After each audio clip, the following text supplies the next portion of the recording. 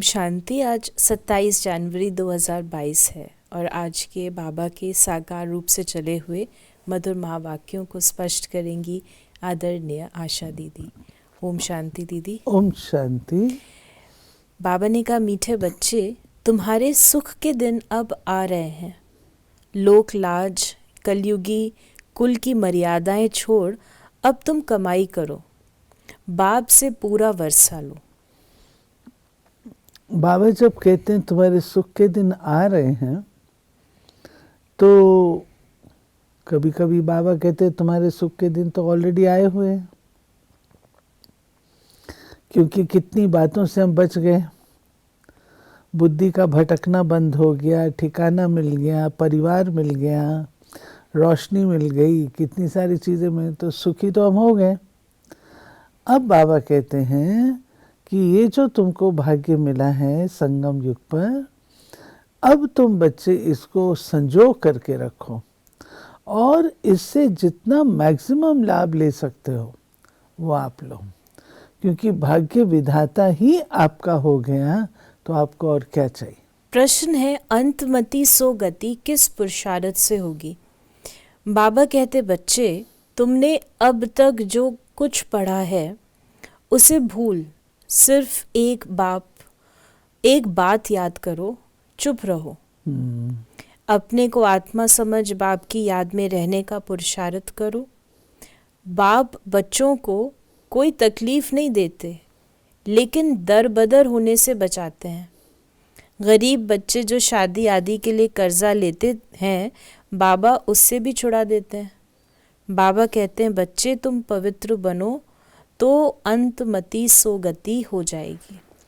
जो बातें दुनिया के हिसाब से लोक लाज की, जो बाबा ने शुरू में कहा सार में, जो लोक लाज कुल मर्यादा की बातें लोग दुनिया के हिसाब से रखते हैं, बाबा कहते उससे भी तुम छूट जाते हो। अगर तुम्हारी आत्मिक शक्ति इतनी प्रबल बन जाती है तो तुम आत्मा की जो लोक लाज है उसका ध्यान रखोगे, पवित्रता का ध्यान रखोगे, न कि दूसरी चीज का।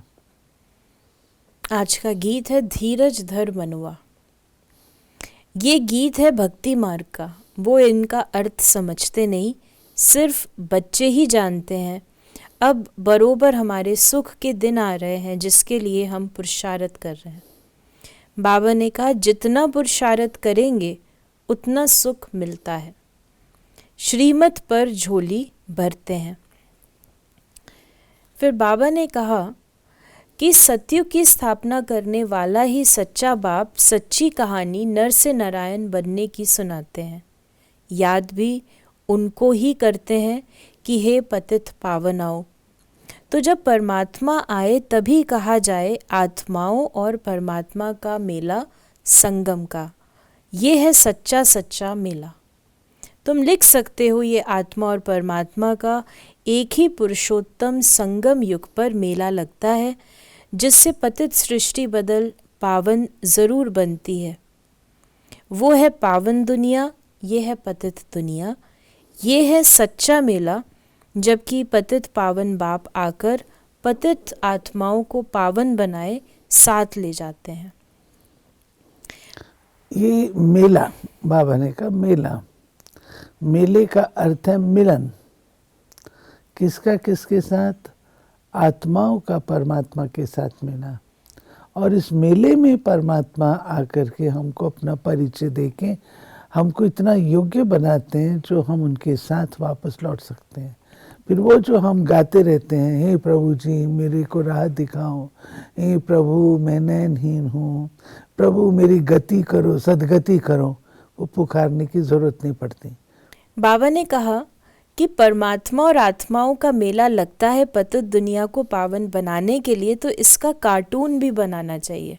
बाबा ये सब एडवांस में समझाते हैं, तो आज बाबा ने कार्टून बनाने के लिए भी वो बाबा कहते हैं कि ऐसे चित्र बना।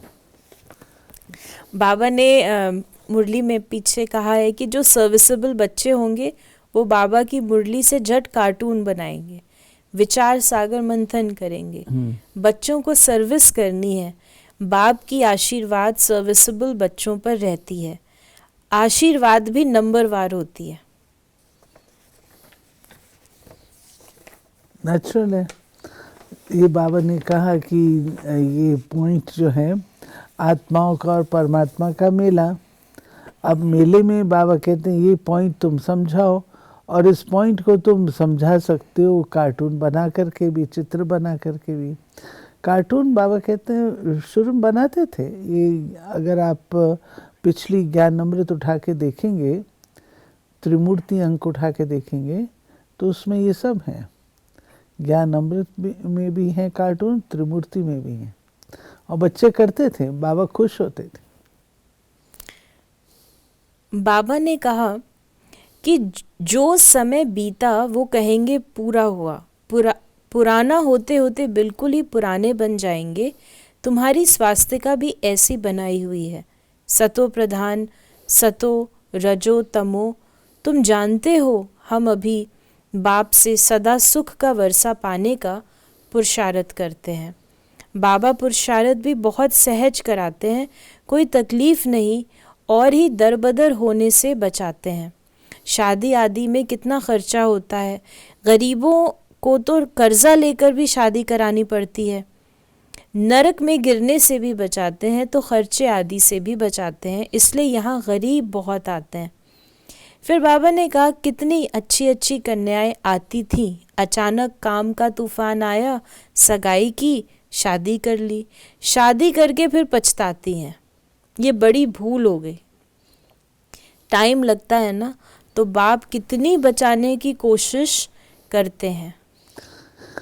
बाबा ने इसमें बताया कि कैसे बाबा के पास बच्चे तो सब आते हैं, तो बाबा उन बच्चों को स्पष्ट रूप से ये भी सिखलाते हैं कि बच्चे क्या तुम्हारी ज़िंदगी का फ़ायदा किस में है।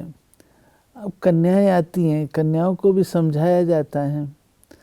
जो तो समझदार होती हैं वो समझ लेती हैं, लेकिन जो कुमारियाँ ज्ञान और योग की शौकीन नहीं होती, केवल सेवा की शौकीन होती हैं,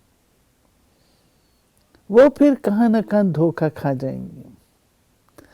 अगर मान लीजिए सेवा आपको नहीं मिली, या सेवा में उतार चढ़ाव आ गया, या सेवा आपके मन पसंदी नहीं है, या सेवा में आपको सफलता नहीं मिली, तो आपका आधार तो सेवा था, तो कमजोरी आई। जब कमजोरी आती है तो व्यक्ति कहता है क्या रखा है इसमें, इसे तो उस दुनिया में चले जाए, तो वो नुकसान हो जाता है। और बाबा ने जो कहा गरीब बच्चे आते हैं, क्योंकि एक शादी करने का भी रोला बहुत होता है ना माता पिता को। माता पिता जो आते हैं ज्ञान में, उनको सबसे बड़ी प्रॉब्लम जो उनकी बच्चियां चलती हैं उनके साथ आती है, वो यही आती है कि कुमारियां चाहती हैं कि हम ज्ञान और योग में लग जाएं, लेकिन माता पिता सोचते हैं लोक लाज, लोग क्या कहेंगे। आमतौर पर लड़की को घर में नहीं रखा जाता, कहते मैं अपने घर में नहीं रख सकता हूँ, लड़की को शादी करनी ही है, तुमको जाना ही है। और यहाँ तक उनके पास धन हो या ना हो, कर्जा लेकर के भी शादी करके अपनी वो जिम्मेवारी को निभाना चाहते हैं, पूरी करना चाहते हैं। लेकिन बाबा कहते मैं आकर के ये रास्ता जब दिखाता हूँ तो उसमें फिर इतना आत्मबल आपके अंदर होना चाहिए, चाहे कुछ भी हो, आत्मबल है, परमात्म बल है, तो लोक लाज कुल की मर्यादा क्या है। वो तो उस पुरानी दुनिया की कुल की मर्यादा है ना। ब्राह्मण कुल की मर्यादा रखो ना, वो नहीं रख पाते हैं, वो भूल जाते हैं, और वो वाली याद रहती है। उस पे फिर बाबा ने आगे कन्याओं का बताया। लोक लाज कुल मर्यादा मार डालती है। कोई बच्चे बच्चियां ठीक नहीं पढ़ते तो दोजख में चले जाते हैं। बाप दोजख से निकालने आए हैं, कोई नहीं निकलते हैं। जानवर तो नहीं है जो नाक में रस्सी डाल बचाए। समझाते रहते हैं। बाप बच्चों को का रचयिता होने कारण समझाते हैं, बच्चे तुम सच्ची कमाई करो, बच्चों को भी कराओ, तो भी कितनी खिटपिट होती है। मूल बात है पवित्रता की। बच्चे लिखते हैं, बाबा क्रोध आ गया, तो समझाया जाता है तुम बच्चों पर क्रोध क्यों करते हो। कृष्ण के लिए दिखाते हैं, जशोदा हाथ बांध ओखरी से बांध देती थी, परंतु ऐसी बात नहीं है। वहाँ तो मर्यादा पुरुषोत्तम बड़े रमणीक बच्चे होते हैं। यहाँ भी कोई कोई बच्चे बड़े अच्छे होते हैं, बात करने की बहुत फजीलत रहती है। कोई कोई तो श्रीमत पर चलते ही नहीं, कायदे पर चलते नहीं। कायदे भी तो है ना। मिलिट्री में काम करने वाले पूछते हैं, वहाँ खाना पड़ता है, बाबा क्या करें। बाबा कहते हैं, कोशिश करो शुद्ध चीज़ खाने की। लाचारी हालत में दृष्टि देकर खाओ, और क्या करेंगे। डबल रोटी तो मिल सकती है, शहद मक्खन आलू ले सकते हो। जिस चीज़ की आदत पड़ गई तो फिर चलता रहेगा, हर बात में पूछना पड़े। बाप तो बहुत सहज कर देते हैं। सबसे अच्छा है पवित्र बनना। कोई कोई बच्चे ऐसे होते हैं जो घर को ही उड़ा देते हैं, बाप की मिल्कियत को उड़ाए नाम बदनाम करते हैं। तुम बच्चों की बुद्धि में अब है, हमारे सुख के दिन आ रहे हैं, तो क्यों ना हम पुरुषार्थ कर ऊंचे ते ऊंचा पद पाएं। पुरुषार्थ से ही मर्तबा मिलेगा। फिर बाबा ने हम बच्चों को कहा कि ब्राह्मणों ने तो 84 जन्म लिए हैं जो अभी पाठ बजा रहे हैं, परंतु कोई क्या धारणा करते, कोई क्या। इसमें है पुरुषार्थ की बात। बाप प्रजापिता ब्रह्मा मुख के मुख द्वारा सम्मुख कहते हैं, मैं आया हूँ, मुझे याद करो, तो योग से तुम्हारे विक्रम विनाश होंगे। फिर बाबा कहते हैं कि देखो मैं तुमको बताता हूँ तुम्हारे पूरे 84 जन्मों का राज। पूरे 84 जन्म लेना वो नंबर 1 है, लेकिन डिपेंड करता है धारणा पर। कोई की धारणा कैसी, कोई की कैसी होती है। तुम जानते हो राजेश्वरी भी ये बनते हैं तो नींद को जीतना है। दिन में तो सर्विस करनी है, बाकी कमाई रात को ही करनी है।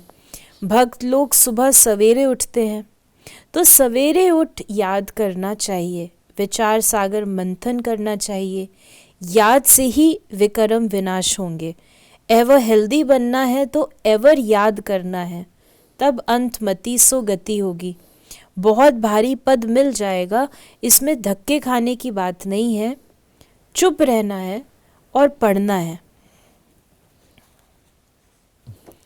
तो बाबा ने चुप रहना और पढ़ना, अंदर ही अंदर मनन चिंतन करो, बाबा को याद करो।